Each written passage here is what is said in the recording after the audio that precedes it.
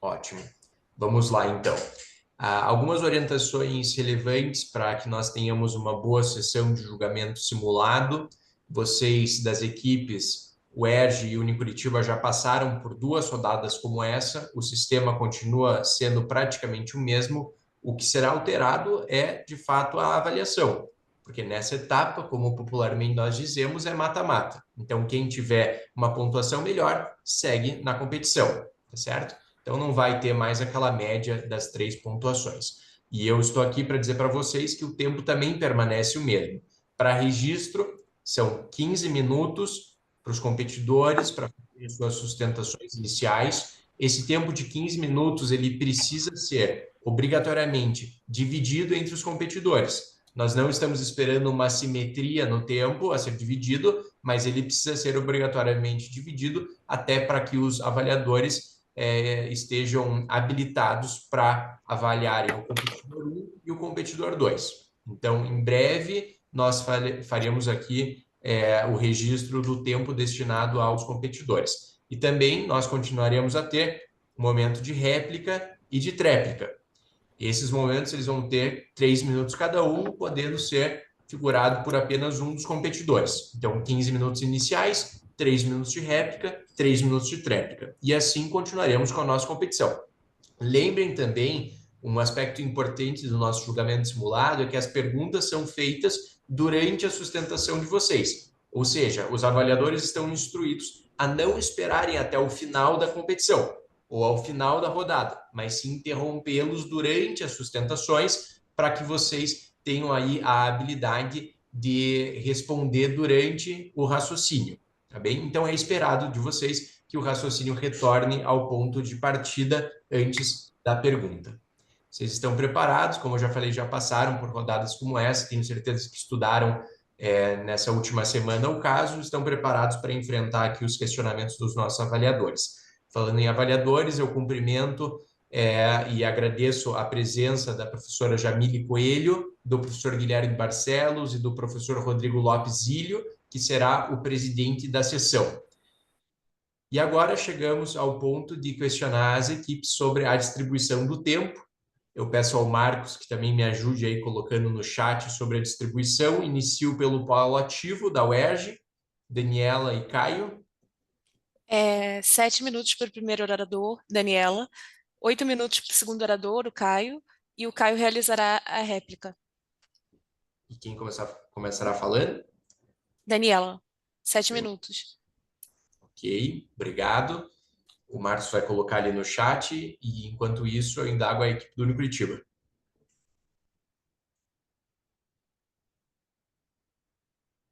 Equipe Unicuritiba? Está sem volume, eu acho. Letícia, Matheus? Oi, Oi. desculpa. 7 minutos e meio para cada orador. E a tréplica será realizada por mim. Quem começará a falar? Eu, Letícia. Certo. Então, só vamos aguardar o registro ali no chat. Marcos, então o ERG é Daniela, 7 minutos.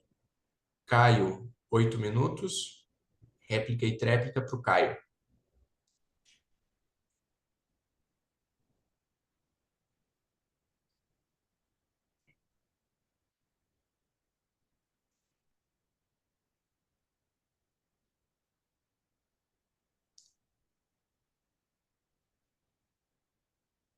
Já foram os dois ali, então se puderem conferir ambas as equipes. Ok? Ok, Unicuritiba ok. O ERG? Ótimo, maravilha. Lembrem que o tempo ele vai ser controlado pela nossa equipe operacional. Nós avisaríamos quando faltarem 2 minutos, quando faltar 1 minuto e quando o tempo tiver sido esgotado.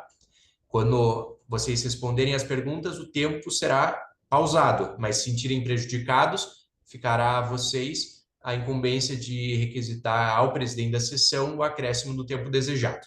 Certo? Alguma dúvida? Não? Bom, então penso que podemos começar e passo a palavra ao desembargador presidente da nossa sessão, professor Rodrigo Lopes Ilho. Boa tarde a todos e todas. chamamento, então, o caso relativo ao terceiro eleitoral multi da Abradep, cumprimentando, antes de tudo, os colegas de corte, começando pelo desembargador Jamile Coelho, uma satisfação tê-la aqui conosco, o desembargador Guilherme Barcelos, da mesma forma, cumprimentando também as partes do julgamento. Desde já, passo a palavra aos autores da ação para início da sustentação pelo prazo regimental. Excelentíssimo senhor presidente Rodrigo Zillo, na pessoa de quem eu saúdo todos os integrantes dessa egrégia Câmara. Também estendo meus sentimentos ao povo do Rio Grande do Sul pela tragédia que estão enfrentando e aos advogados da contraparte, que apesar de demonstrarem maestria sobre o assunto, estão desacompanhados de razão no presente caso. Antes de tudo, senhores, lembramos que o caso em tela se trata de AIGs ajuizadas em face de Marlúcia da Silva e Cícero José, que tem como objetivo punir os ilícitos praticados pelos réus, mais especificamente relativos ao abuso de poder político, abuso de poder econômico e uso indevido dos meios de comunicação. E nesse contexto, iniciaremos aqui a nossa sustentação em sede de procedimento, demonstrando que nenhuma das teses alocadas nas fases escritas pela outra parte merece prosperar, para então avançarmos na sede de mérito para demonstrar de uma vez por todas que a condenação é a medida que se impõe. Em primeiro lugar, lembramos que as AIGs foram unidas no presente julgamento, que, conforme o entendimento do Supremo Tribunal Federal na ADI 5505, não padece de inconstitucionalidade e se insere no juízo de conveniência a ser realizado pelo próprio julgador, à luz do artigo 96b da Lei 9.504.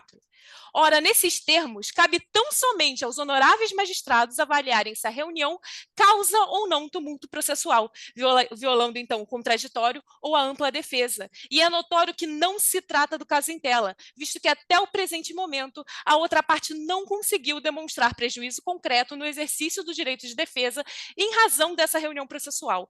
Ao contrário, utiliza-se de declarações vagas e genéricas em suas peças escritas para tentar desentranhar os procedimentos aqui postos. E, em segundo lugar, e ao contrário do que alega a outra parte em seus memoriais escritos, os documentos extraídos da Operação Locke podem perfeitamente serem ajuizados aos autos. Ora, a jurisprudência do TSE possui entendimento pacífico, segundo o qual são aplicados subsidiariamente no processo eleitoral as normas do artigo 435 do Código de Processo Civil. Honoráveis magistrados, entendendo assim, trata-se de uma prova que pode ser acostada aos autos porque se trata de um fato novo. As partes tiveram acesso a eles após a instrução processual e isso se configura, portanto, uma prova nova. Nesse contexto, honoráveis magistrados, a parte ré parece esquecer ou ignorar de absoluta má-fé que é completamente ilícita a gravação feita sem conhecimento de um dos interlocutores e sem autorização judicial. Isso porque, além de ser feita em um local público, não há violação da intimidade ou quebra da legítima expectativa de privacidade das partes. E esse, senhores, é o entendimento fixado no tema 979 do recente julgado do Supremo Tribunal Federal. E é exatamente o que ocorre no caso em tela, pois a gravação ocorreu em um local público em um evento de comemoração do aniversário do município. Passando então para a terceira tese de jurisdição. Vale lembrar que o partido C integra a Federação Z, e seu direito de ação é uma garantia constitucional que não pode ser constrito por mera formalidade e interpretação ampliativa da lei eleitoral. Isso porque, conforme disposto no artigo 11A da Lei dos Partidos Políticos, o partido federado preserva sua identidade e autonomia. Nesse contexto, aplicar as regras da coligação para juizar uma AIGE por uma federação, que são figuras notadamente distintas, seria exigir a formação de um litisconsórcio ativo na formulação da demanda. Isso quer dizer, senhores, que essa exigência desconsidera a autonomia e a identidade do partido político, que são expressamente resguardadas em lei. Em outras palavras, é condicionar o direito fundamental ao acesso à justiça à vontade de demais partes integrarem o polo ativo da relação processual, o que afronta o ordenamento jurídico. Isso é evidente, inclusive, na atuação no Congresso Nacional, nas quais as entidades continuam mantendo a sua autonomia e legitimidade para o julgamento de ADIs. E, nesse sentido, deve ser aplicado o entendimento segundo o qual reconhece a legitimidade e interesse do partido político para juizar AIGs.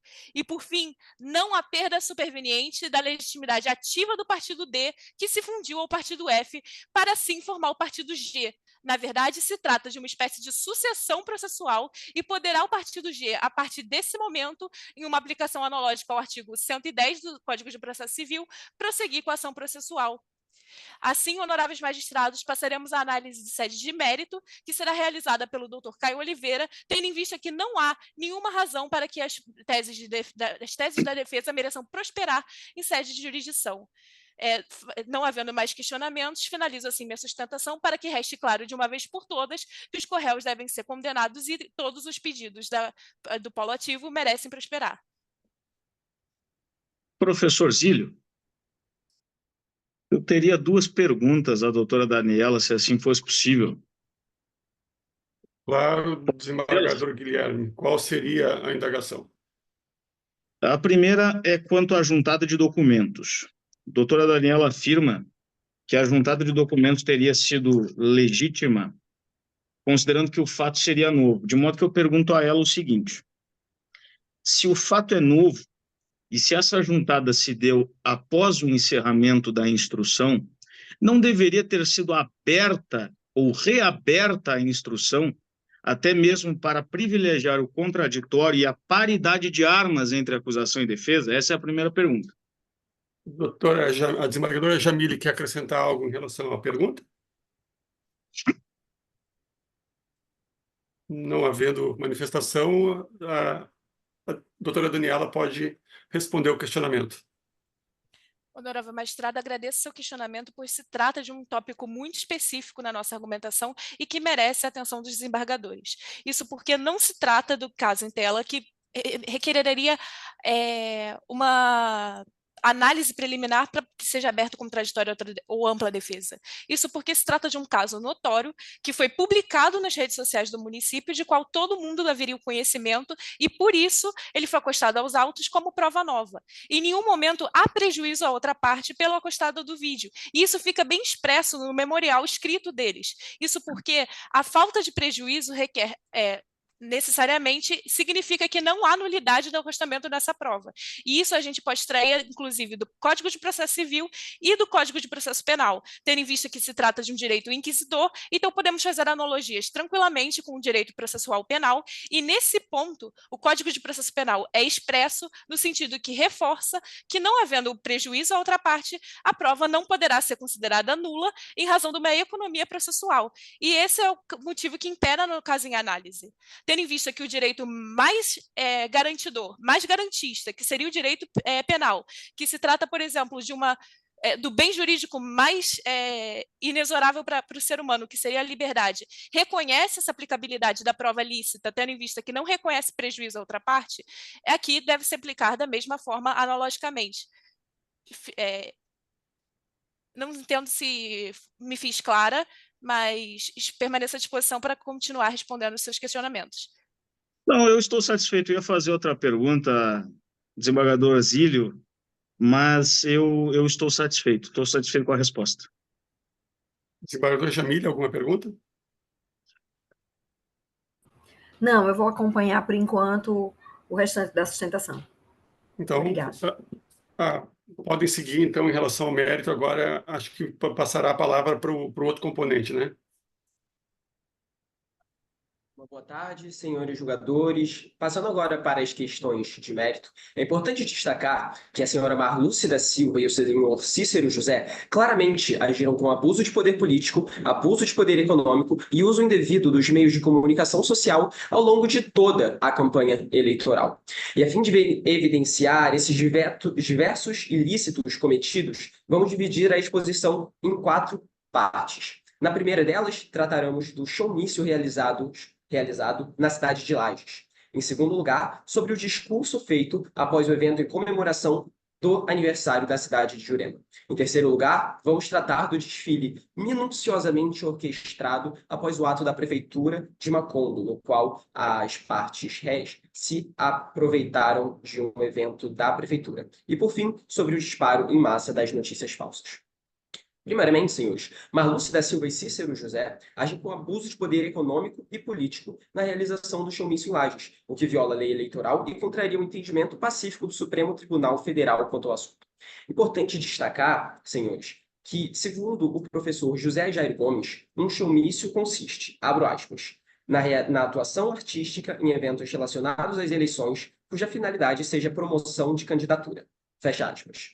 Na cidade de Lages, o prefeito Adson Abreu reservou um clube com piscina, onde ocorreu um discurso dos candidatos e um posterior show de uma banda local, assim como a venda de comidas e bebidas alcoólicas. Senhores, é importante destacar que todas as características previstas na caracterização de um showmício, na aferição da existência de um showmício, estão preenchidas. Este, na verdade, é o perfeito exemplo acadêmico do caso em tela. Esse caso em tela, digo, é o perfeito exemplo acadêmico do Instituto. Inclusive, a vedação ao showmício está prevista no artigo 39, parágrafo 7 da Lei 9.504 de 1997, de modo que é uma conduta vedada pelo ordenamento. Em segundo lugar, já no aniversário de Jurema, no dia 3 de setembro de 2022, o prefeito realizou um ato político com a montagem de um palanque em frente à prefeitura. Nesse evento, não somente as mídias do município de Jurema transmitiram e realizaram divulgação da festividade, mas como também contribuiu para o pronunciamento dos candidatos neste mesmo palanque com um claro intuito eleitoreiro de se aproveitar de toda a estrutura montada pela municipalidade em benefício próprio. E além do claro abuso de poder político e o aparelhamento do Estado, esse ato viola o princípio da impessoalidade, que está previsto expressamente no artigo 37 da Constituição da República Federativa do Brasil.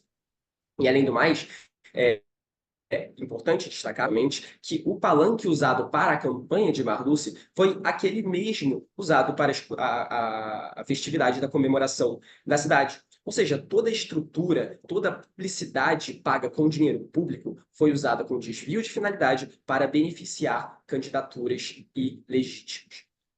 Em terceiro lugar, senhores, gostaria de relembrar sobre o evento ocorrido na cidade de Macondo, na qual houve uma passeata para a Mostra das Viaturas, com início previsto para as 16 horas. E, coincidentemente, a equipe de Marluce da Silva programou um ato político de sua campanha, que sairia do mesmo lugar apenas 1 hora após o início desse evento. E, coincidentemente, também com a mesma trajetória e que acabaria no mesmo lugar. E, não para surpresa de todos, após a realização deste ato político, foram flagrados uma série de apoiadores dessa candidatura, uma multidão embriagada e dentro de um galpão com cores, decorado com os aspectos da campanha de Marluce da Silva, onde DJs se apresentavam. É nítido, senhores, portanto, o desvio de finalidade do evento em benefício da candidatura da senhora Marluce e Cícero José. E, em um contexto fático semelhante, diga-se de passagem, o Tribunal Superior Eleitoral condenou o então presidente da República, Jair Bolsonaro, e seu vice, Walter Braga Neto, por abuso de poder político e econômico durante as comemorações do bicentenário da independência do Brasil. Dessa forma, é claro o cenário fático semelhante, motivo pelo qual as partes réis devem ser condenadas pelos ilícitos. E, por fim, o uso indevido das mídias sociais ocorreu, sobretudo, quando a empresa Umbrella Corporation, contratada pela J Corp, que é uma sociedade de qual é titular, de qual é sócio majoritário, o sobrinho da Ré, ou seja, da Marluce da Silva, essa empresa divulgou uma série de notícias falsas, noticiosas sobre Fernando Cabral, a fim de, claramente, influenciar os eleitores e influenciar, consequentemente, o pleito que, infelizmente, foi exitoso, informando falsamente a esses eleitores que o Fernando Cabral teria sido condenado por improbidade administrativa, lembre-se, o que jamais aconteceu. E, como posteriormente aferido pela investigação do Ministério Público na Operação Locke, houve uma criação de um verdadeiro gabinete do ódio contra Fernando, promovido por um conluio entre candidatos e o sobrinho de Marluce da Silva por meio da sua empresa J Corp. É evidente, senhores, o vício gerado no pleito, em razão da injusta influência na escolha do eleitorado, ainda mais lembrando que apenas algumas semanas antes da realização das eleições, o candidato Fernando Cabral tinha 55% das intenções de voto.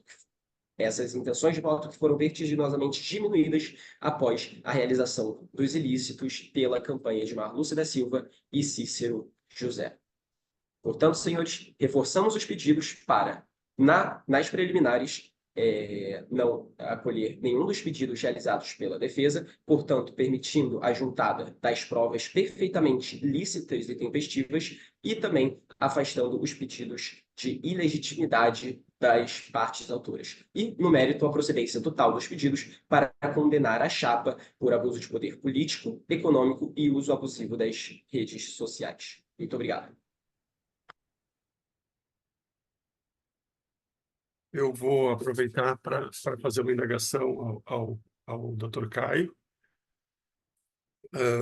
Só para compreender, a sustentação é que todos os 4 fatos estão configurados como ilícitos autônomos, correto? Sim, senhor.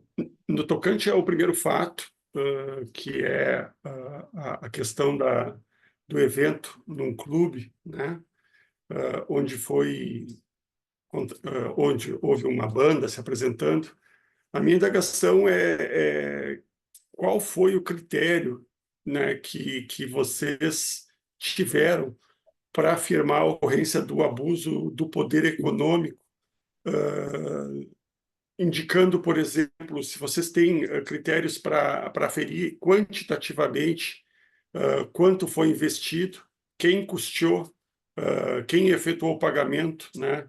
E se vocês têm esse tipo de elemento e, caso positivo, o quanto isso representa para fins de fixar a gravidade desse ilícito. Basicamente, a questão de quem custeou e do valor. O quanto isso interfere na gravidade.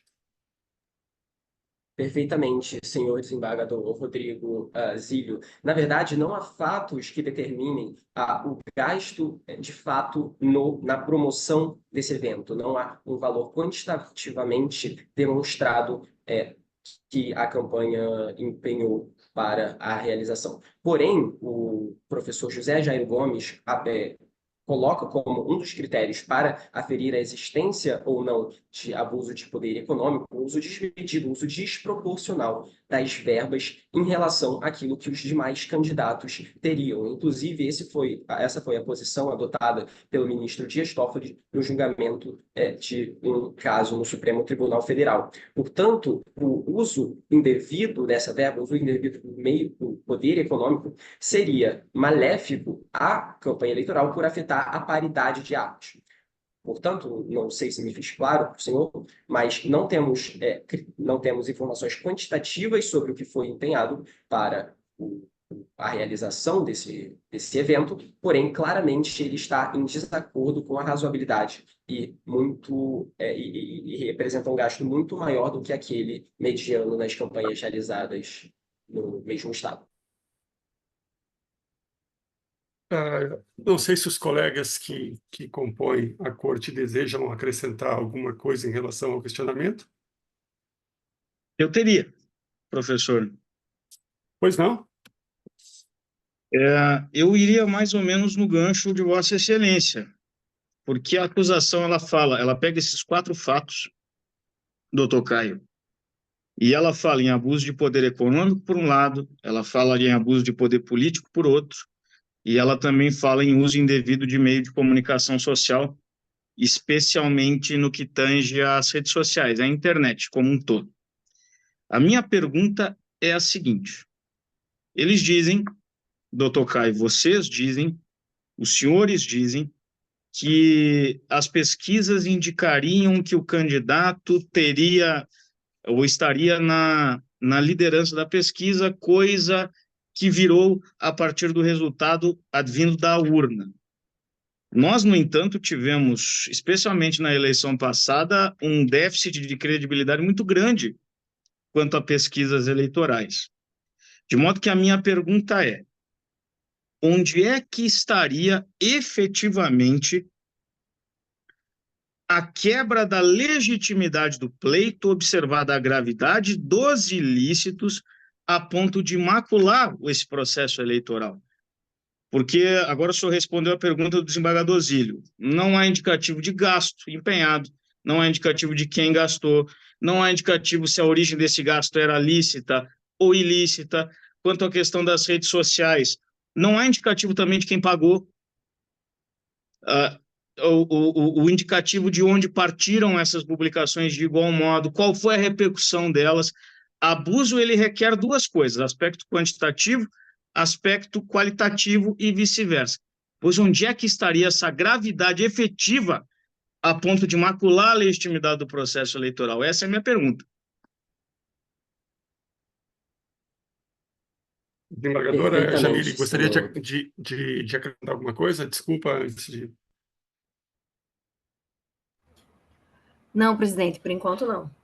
Por favor, doutor Caio, com a palavra. Muito obrigado pela pergunta, senhor desembargador. De início, é muito importante destacar que a pesquisa em nenhum momento foi impugnada, e por mais que, de fato, nas últimas eleições tenha ocorrido um desprestígio em relação às pesquisas eleitorais, não é possível, senhores, que nós nos vendemos em relação a isso, porque mesmo que errando com uma certa margem fora da margem de erro, as últimas pesquisas acertaram aquilo, em grande maioria, aquilo que indicaram da vitória do atual presidente Luiz Inácio Lula da Silva. Portanto, não é possível desconsiderar totalmente a realização de pesquisas legítimas, científicas e que aferem, de fato, a vontade daqueles que responderam. E, inclusive, tanto que são legítimas e que refletem a realidade que não foram impugnadas. Além do mais, senhor desembargador, se trata de um estado pequeno, de, na verdade, 600 mil habitantes. Então, portanto, é muito mais fácil do que em relação ao Brasil, que tem 200 milhões, 210 milhões de habitantes, influenciar uma parcela significativa da população, meros 6%, de modo a fazer com que haja uma influência indevida no pleito. E, além de um alto grau de probabilidade dos atos praticados pelas acusadas, ou seja, a realização de festas, o patrocínio de bandas, o aproveitamento da estrutura de um município para comemorar o seu próprio aniversário para se promover, além de demonstrar um alto grau de reprobabilidade, ainda tem a utilização de um serviço contratado pela empresa do sobrinho da Marlúcia da Silva. Então, se trata, na verdade, senhor desembargador, como o senhor bem indicou, não há um arcabouço fático, robusto, no sentido de demonstrar diretamente a existência dos ilícitos, porém, com base nas circunstâncias nas quais os fatos estão inseridos, com base em tudo aquilo que se depreende ao longo de toda uma campanha pautada no uso abusivo de meios uso abusivo de recursos econômicos e políticos, é possível demonstrar que foi, sim, eivado de uma grande influência negativa e injusta o pleito eleitoral. Mais alguma indagação dos meus pares?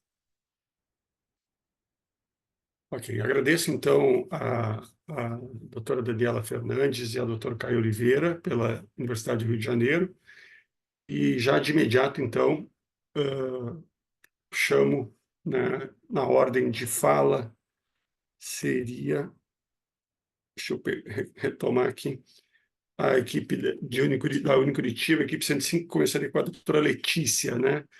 Estão prontos para começar? Então, com a palavra, a doutora Letícia, pelo prazo regimental. Muito obrigada, Excelência. Inicialmente, eu gostaria de saudá-lo e estender também os meus cumprimentos aos eméritos julgadores componentes dessa Igreja Corte, bem como aos colegas advogados aqui presentes. Eu me chamo Letícia Coradim e falo em nome dos investigados Marlúcia da Silva e Cícero José.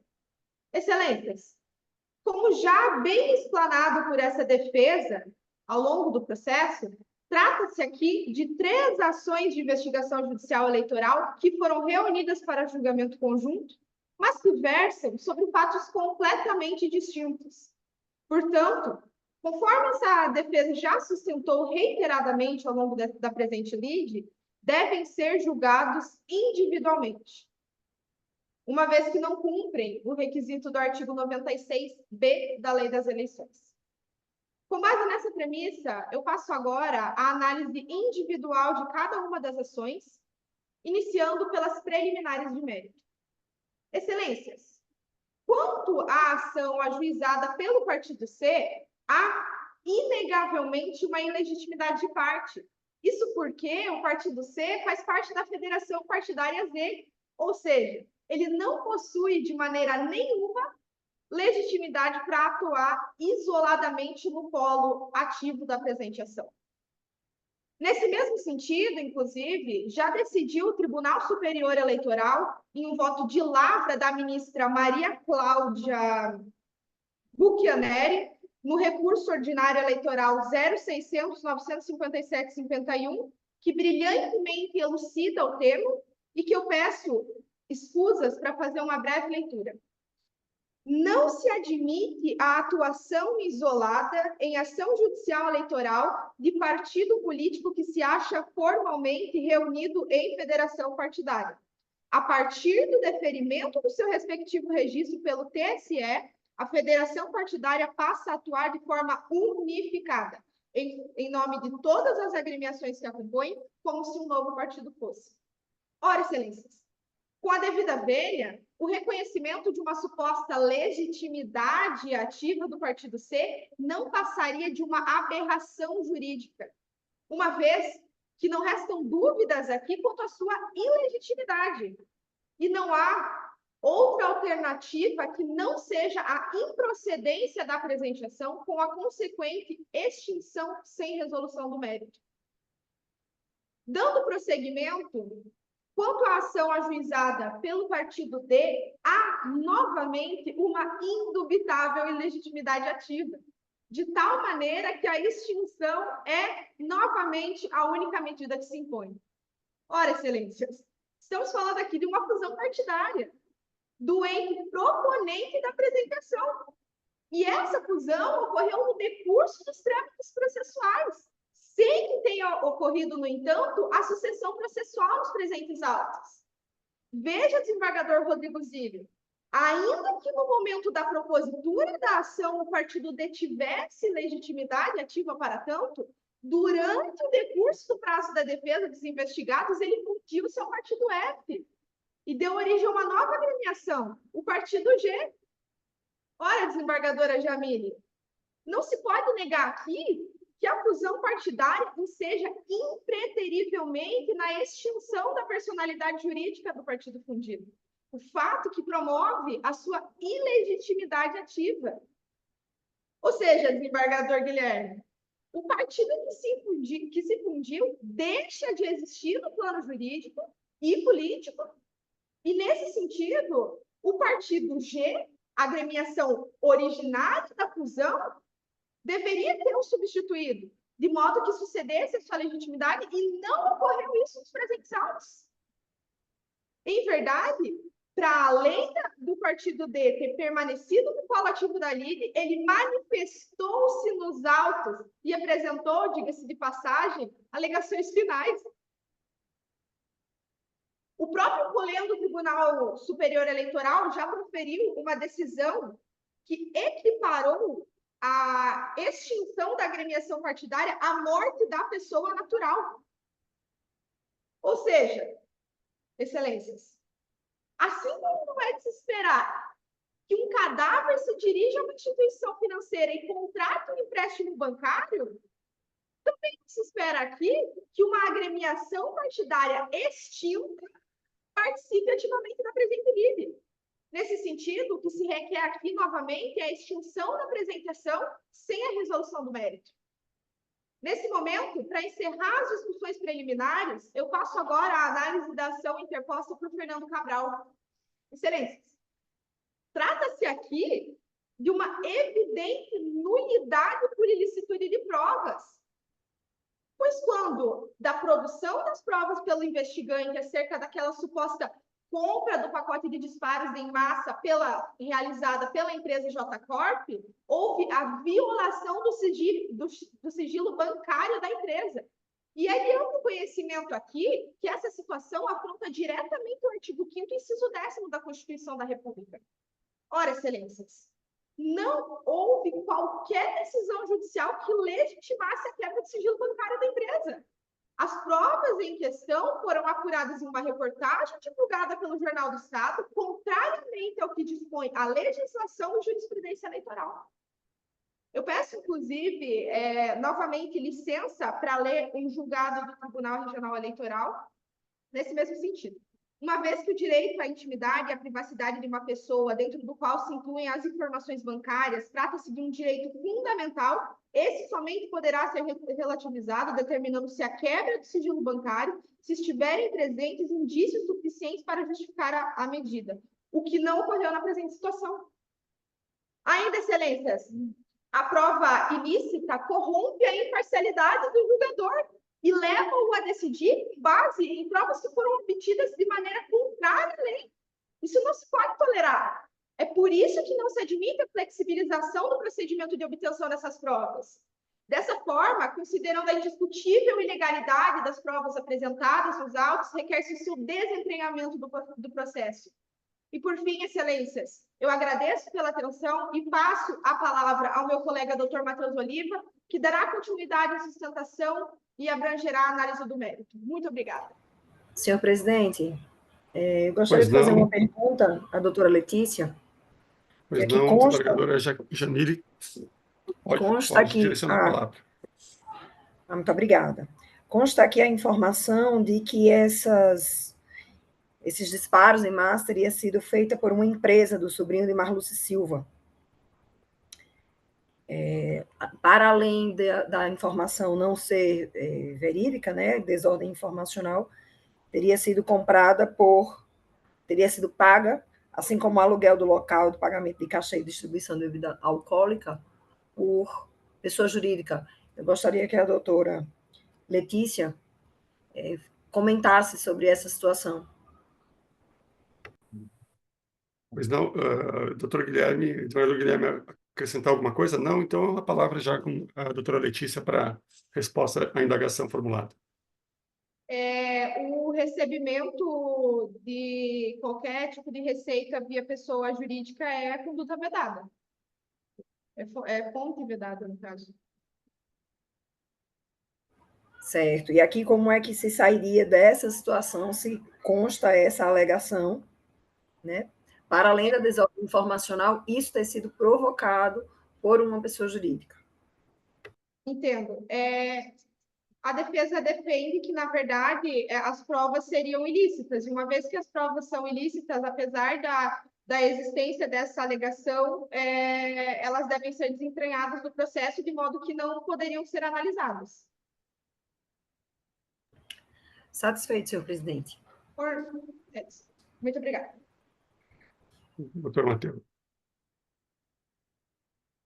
Então, muito excelências, gostaria de renovar aqui os meus cumprimentos já feitos pela minha colega, esta Egrégia Corte, na pessoa do desembargador presidente Rodrigo Lopes Ilho, e dando prosseguimento aos trabalhos aqui desta Corte, já de imediato saliento que não irei cansar vossas excelências analisando o mérito das questões propostas pelo partido D e o partido C, uma vez que, como brilhantemente foi exposto pela minha colega que me antecedeu, trata-se aqui de tema pacificado pelo Tribunal Superior Eleitoral, matéria de ordem pública e, portanto, não há sequer a irrisória possibilidade de analisar o mérito alegado nestas ações. Para dar prosseguimento, excelências, falarei agora um pouco do mérito sobre a única ação qual merece guarida e adentramento ao seu tema controvertido, que é a ação proposta por Fernando Cabral. E como ficará demonstrado no decorrer de minha sustentação, ficará claro para vossas excelências aqui que, se como sustenta o advogado da parte adversa, a defesa vem desamparada de razão perante este juízo, a acusação, no caso, vem desamparada de qualquer prova robusta ou cabal apta a comprovar que, de fato, houve qualquer abuso que desequilibrou o pleito eleitoral ao governo do Estado Y em 2022. Em um primeiro momento, excelências, a acusação proposta por Fernando Cabral alega abuso de poder político em razão de uma carreata de apoiadores realizada às 17 horas da tarde. Como muito bem explanou o advogado da parte adversa, 1 hora após um evento promovido que apresentou 40 viaturas ao município de Macondo, organizado pelo então prefeito, mas, todavia, excelências, é confesso da parte diversa de que o evento ocorreu 1 hora após o evento promovido pela prefeitura. E, inclusive, o motivo pelo qual o evento foi agendado para as 17 horas era porque, de fato, para a realização de passeatas e atos de campanha que ocupem a via pública, precisa-se de autorização dos órgãos de segurança competentes e do juízo eleitoral da circunscrição. E Marluce e Cícero da Silva possuíam autorização para praticar os seus atos de campanha, portanto, trata-se aqui de mero evento de campanha lícito previsto na legislação eleitoral e não pode se confundir com o abuso de poder político por usar da estrutura, de alguma forma, da administração pública na utilização desse suposto estado emocional causado por uma passeata que ocorreu 1 hora antes de Marluce e seus apoiadores pedirem votos nas vias na oportunidade.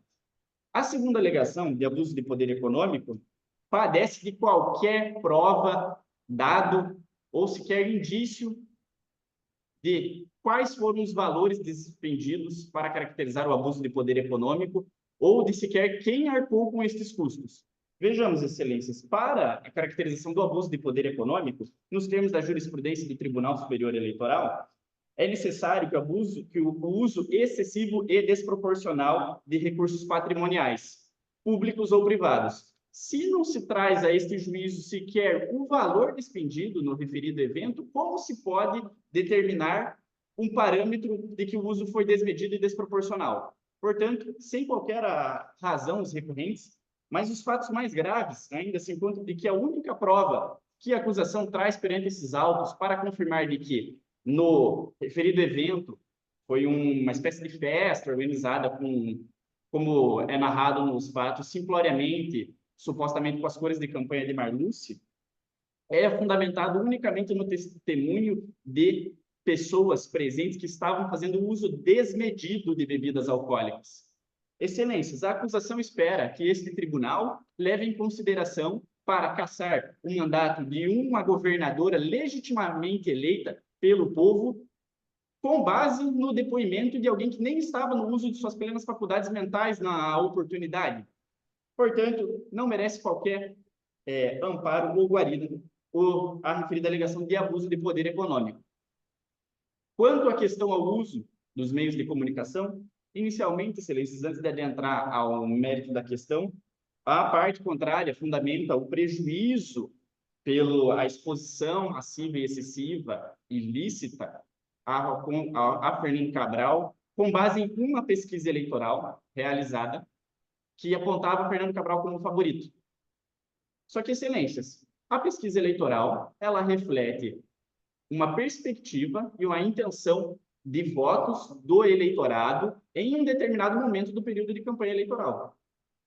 E cabe aqui salientar que os institutos de pesquisa nem sempre acertam. Como se pôde ver nas eleições de 2022, não só para a presidência da República, mas até para o Senado Federal, os institutos de pesquisa erram e erram muito. O IPEC, na sua pesquisa para a cadeira de senador do estado do Paraná, chegou a apontar no primeiro turno das eleições Álvaro Dias como vencedor do escrutínio, com 41% dos votos. Um erro de 17% em relação ao resultado que se concretizou, já que Sérgio Moro se logrou eleito com 33% desses votos. Excelências, o recebimento, a existência desses indícios de impulsionamento em massa feitos por pessoa jurídica, que é fonte vedada para o financiamento de campanhas eleitorais, ainda que tenha de fato ocorrido e que Marluce tenha sequer qualquer envolvimento com essa questão, ele se concretizou apenas em um município onde possuem apenas 80 mil habitantes. Um município pequeno. Foi divulgado, a ampla divulgação e a divulgação massiva não se concretizou ao ponto de desequilibrar a nível estadual uma eleição que foi, sim, legítima. Nesse sentido, excelências, o que se requer é a improcedência de todas as ações, em qualquer hipótese, tendo em vista de que a candidata Marluce, se por amor ao debate, admitir-se como lícitas essas provas juntadas pela acusação aqui, o que não se espera é que o candidato não seja responsabilizado por conduta diversa daquele que tenha cometido, já que não se espera que se responsabilize um candidato pela ação de um terceiro e cancele-se as eleições legitimamente realizadas. Nesses termos, encerro, Excelência, se ficou aberto a qualquer questionamento. Ok, eu vou aproveitar, fazer uso da minha prerrogativa aqui, encaminhar uma pergunta e depois eu abro aos meus pares também para complementar. Basicamente, em relação ao fato 2, doutor Matheus, como a defesa, que tem um festejo patrocinado pelo município, né, do aniversário, seguido de um ato de campanha, como a defesa trabalha a questão da separação desses dois atos que aparentemente têm uma imbricação bastante forte? Muito obrigado pela pergunta, desembargador. Desculpa, eu não sei se os colegas querem complementar essa pergunta especificamente. Não? Ok, pode prosseguir, doutor Matheus. Muito obrigado, Excelência. Então, para analisar essa questão, ainda que se admita a ação postulada pelo partido dele, né, com relação ao abuso de poder político pelo evento realizado na festa do município, há que se fazer algumas pequenas distinções aqui. Para que se identifique a prática de abuso de poder, é necessário uma gravidade potencial da conduta a desequilibrar o pleito eleitoral e, para além de tudo, tem que se verificar que houve a eleitoralidade na conduta praticada pelos investigados em se valer da estrutura da administração pública para criar estados mentais ou eleitorais ou adquirir a simpatia do eleitor. Veja, Excelências, o uso da estrutura e dos meios da administração pública para a campanha eleitoral é conduta vedada. O que diferencia a imputação de conduta vedada para o abuso de poder político é o uso desproporcional e desmedido, grave o suficiente para desequilibrar e violar o bem jurídico da paridade de armas. E, com todo respeito ao que alega a acusação, não é o que ocorreu nos presentes autos. Ainda que se verifique eleitoralidade na conduta praticada pelos investigados, ainda que se verifique que, de fato, fizeram uso da estrutura daquele município, que é um município pequeno também, um município de apenas 80 mil eleitores, para que se afirme de forma segura que foi grave o suficiente a ponto de extrapolar o limite da conduta vedada e desbalancear esse pleito, teria que se demonstrar o efetivo prejuízo à violação da paridade de armas. E, no entendimento dessa defesa, não ocorreu.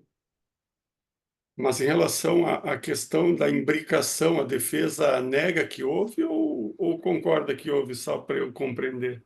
Excelência, a defesa não concorda que exista eleitoralidade, mas, ainda que entenda-se que sim, não há prejuízo suficiente para imputar aos investigados algo muito além da sanção imposta às condutas vedadas, que seria uma pena de multa.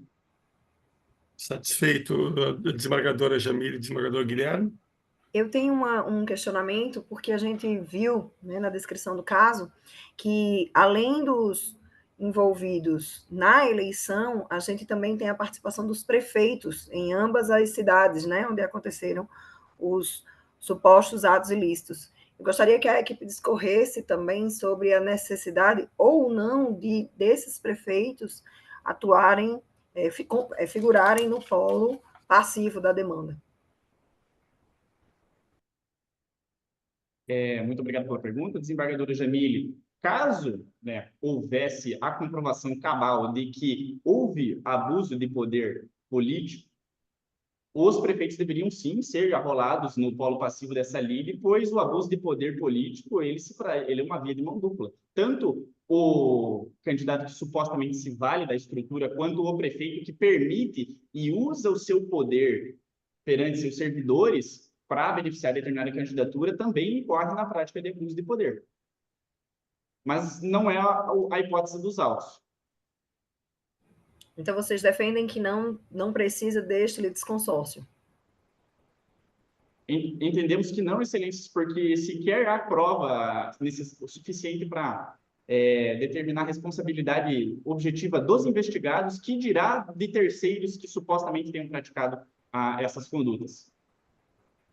Satisfeito, mas agradeço a pergunta.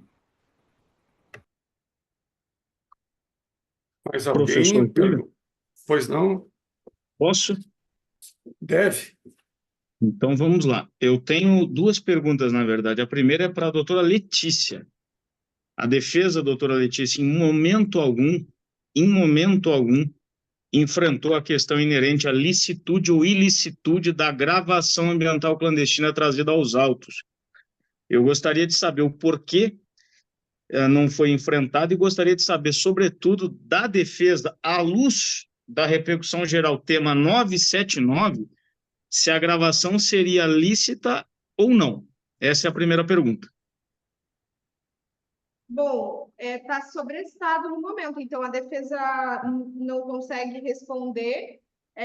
No entanto, acerca da gravação, uma vez que estava em ambiente público, não há nenhum óbice e não tem nada o que se dizer aqui com relação à intimidade ou privacidade. Excelência, você me permite um complemento? Por favor, de minha parte.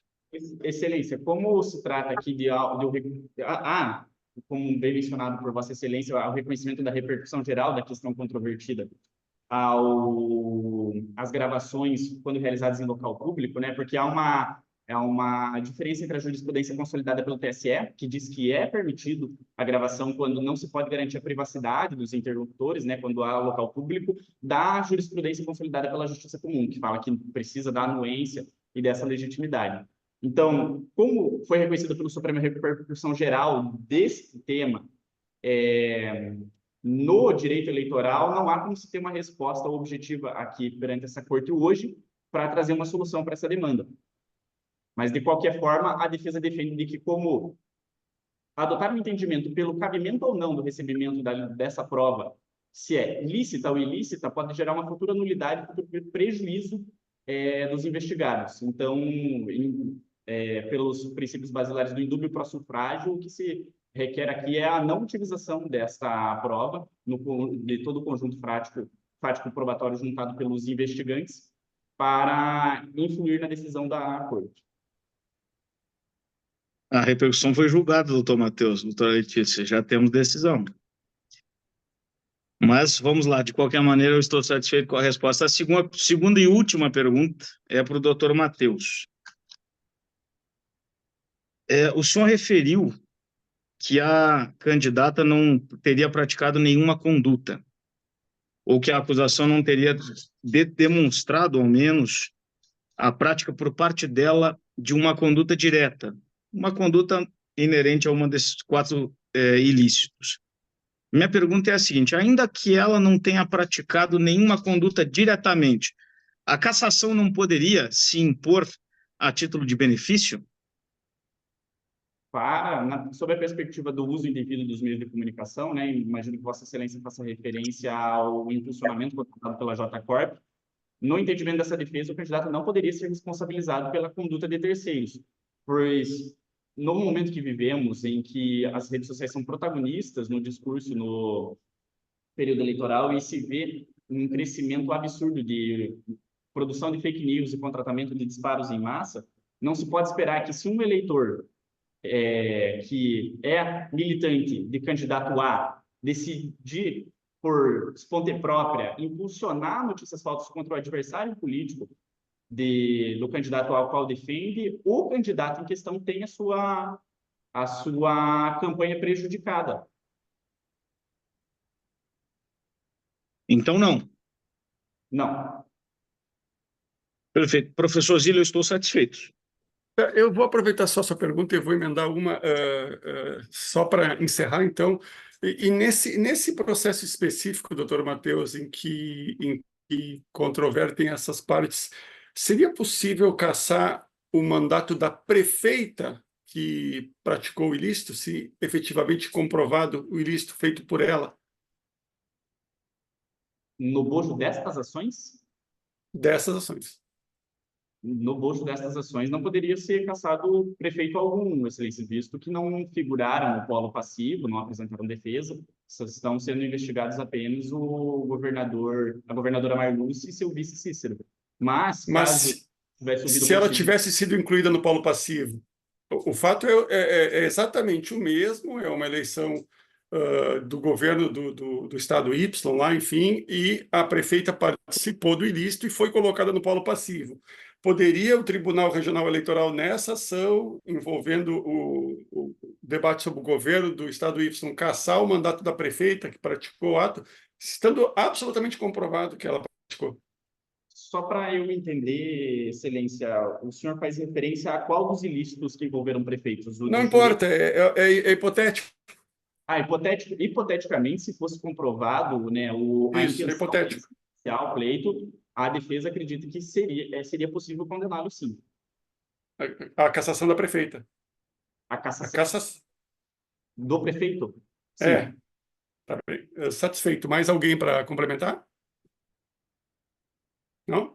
Então, agradecendo a equipe da Unicuritiba, os doutores Matheus e... Professor, Oi. perdão pela interrupção, mas eu acho que Não. tem a réplica e a tréplica ainda, não tem? Acho que Perdão, ainda tem. obrigado. 3 Obrigado, minutos. talvez você deva assumir o meu lugar aqui depois Jamais, jamais, jamais. Então, a gente passa de imediato agradecendo ao querido colega Guilherme a início da réplica, então, para o Ergi começar. Eu acho que vai ser... qual dos dois que vai começar? Sou eu, professor. Por favor, doutor Caio. Muito obrigado.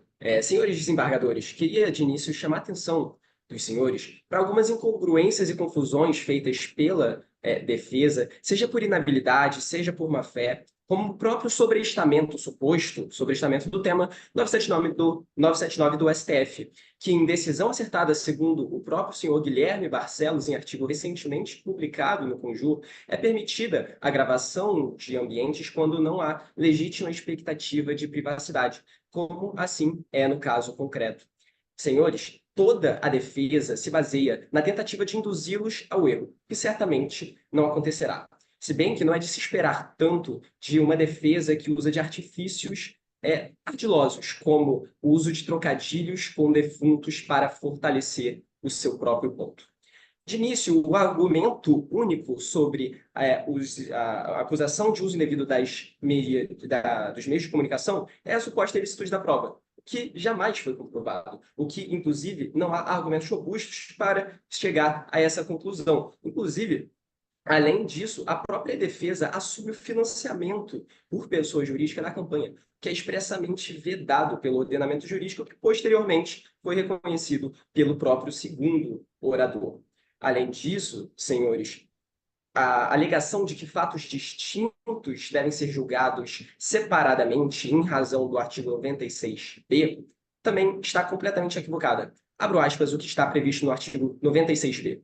Serão reunidas para julgamento comum as ações eleitorais propostas por partes diversas sobre o mesmo fato. Acontece que há proposição por várias partes de ações com cumulação de pedidos fundados em causas de pedir diferentes, assim, portanto, sendo autorizada a reunião processual.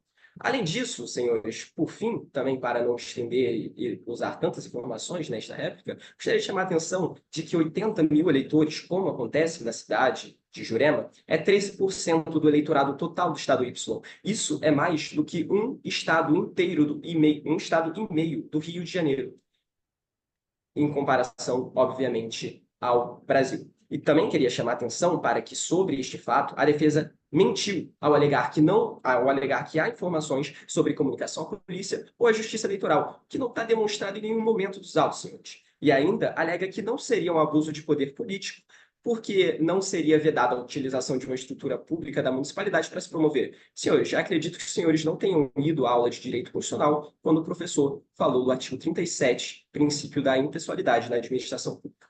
Sendo assim, gostaria de reforçar os pedidos para o julgamento procedente no mérito e o afastamento das preliminares arguidas. Muito obrigado.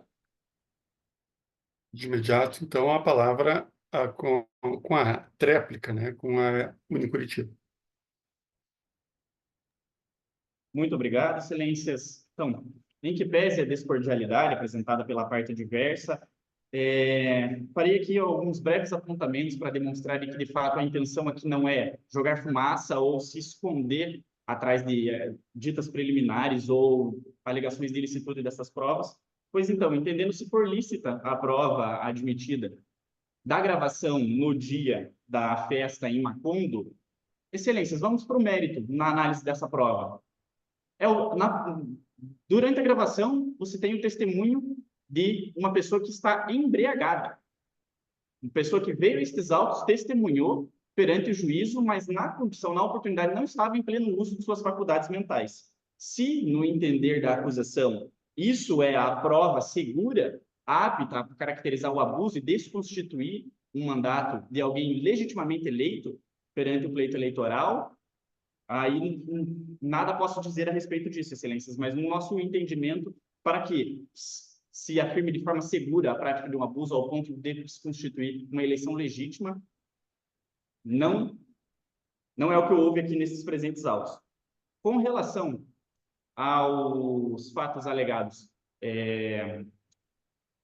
pela acusação, eu aproveito a oportunidade para fazer menção às provas juntadas nestes autos posteriormente à realização da instrução processual provenientes da Operação Locke, em que sustenta os advogados da parte contrária, de que elas são fatos novos, provas novas e, portanto, podem compor o conjunto probatório. Mas, excelências, aqui está a verdadeira tentativa de enganar e viciar a vontade dos eméritos julgadores, visto que os fatos apurados naquelas provas colacionadas, eles são contemporâneos ao ajuizamento da ação. Não se trata aqui de fato superveniente, mas sim de fato contemporâneo que chegou ao conhecimento da defesa supervenientemente e foi juntada perante esses autos e não cumpre os requisitos do Tribunal Superior Eleitoral no julgamento da ação de investigação judicial eleitoral 0600-814885, que diz que deve estar presentes cumulativamente os requisitos para a admissibilidade de provas extemporaneamente, que os fatos narrados sejam supervenientes à propositura das ações ou à diplomação dos eleitos ocorridas em 12/12/2022. Aqui nesse ponto, ela já não cumpre este requisito, excelências. Dessa forma, feitos esses esclarecimentos, a defesa encerra e fica à disposição de qualquer pergunta. Alguma indagação ainda pelos pares? Não? Então, agradecendo às equipes da UERJ e da Unicuritiba, agradecendo ao doutor Guilherme, doutora Jamile também, eu devolvo a palavra ao Guilherme Isfer, que está nos ajudando aqui nesse terceiro multicorte da Abradep. Obrigado, professor Zílio, presidente da nossa sessão. Agradeço aos avaliadores em nome da sua pessoa. Muito obrigado, professora Jamile, professor Guilherme, professor Zílio, uma vez mais, pela disponibilidade do tempo. Eu agradeço de coração em nome da Abradep, do IPRAG. Hoje nós encerramos uma fase importante do nosso MUT, que são as quartas de finais. Seguimos agora para as semifinais e para a rodada final. Então, a nossa competição, podemos assim dizer, já está na etapa final, certo? Então, eu agradeço muito pela participação de todos e cumprimento de maneira muito especial aos competidores que hoje aqui representaram a UERJ e a Unicuritiba. Vocês já são vitoriosos de aqui estarem. Tenho certeza que se dedicaram ao processo. Não é um processo simples, não é um processo fácil, mas que seguramente vai dar bagagem a vocês quando ingressarem nos TRS e enfrentarem as ações judiciais. Eu cumprimento todos também na pessoa do professor José Paes, que é professor orientador da equipe da UERJ, e também ao professor Roosevelt Arraes, que é professor orientador da equipe do Unicuritiba, e encerro essa última rodada de direito eleitoral simulado do nosso terceiro multicorte, organizado pela Abradep, pelo IPRAC, me despedindo de todos e avisando aos competidores que semana que vem já teremos os resultados, muito provavelmente no começo da semana, para que as equipes que não são de Curitiba possam planejar a viagem, comprar as passagens, reservar os hotéis e por aí vai. Então, agradeço muito aos nossos avaliadores, que nomino uma vez mais, professor Zílio, Jamile, professor Guilherme, muito obrigado pela presença, e aos nossos competidores, parabéns, boa sorte e que vocês tenham muito sucesso. Obrigado. Obrigada, boa noite. Boa noite a todos e a Tchau, todas. pessoal. Parabéns pela sustentação de vocês. Parabéns, pessoal, vocês foram muito bem. Parabéns para vocês também. Obrigada. Amanhã eu tô chegando no Rio, hein, Daniela? E professor José Paes. Meu voo 5h30 da manhã. Ah, então não esquece de visitar o UERJ, Guilherme. Pode deixar. Tchau, gente. Obrigado. Parabéns, pessoal. Parabéns, parabéns mesmo pelo trabalho. Até mais.